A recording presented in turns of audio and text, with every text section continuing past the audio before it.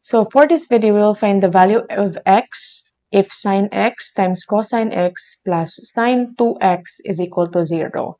But first, take note na ang 2 sine x cosine x is equal to sine 2x.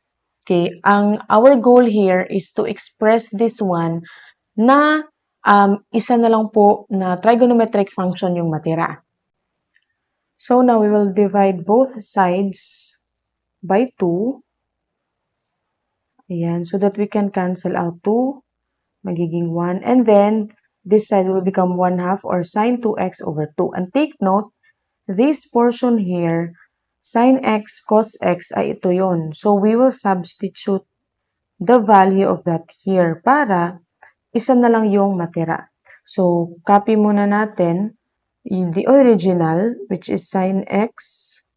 Let's copy first the original, sine x cos x plus sine 2x equals 1.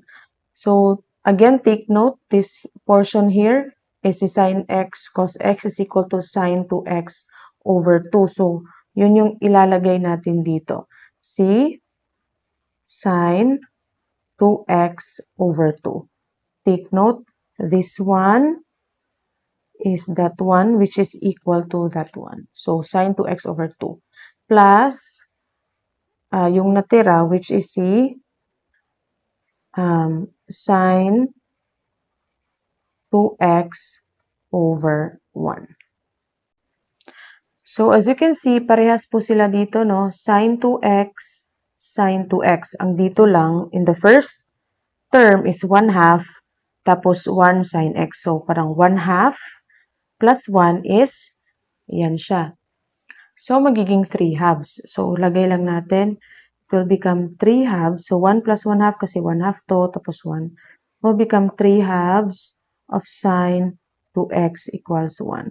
So, of course, dito, we will multiply that one ng 2/3 para ma-cancel out siya. 2/3 times 3/2, of course. Again, maka-cancel out, magiging 1 at ito, 2/3. So, that will become sine 2x is equal to 2/3.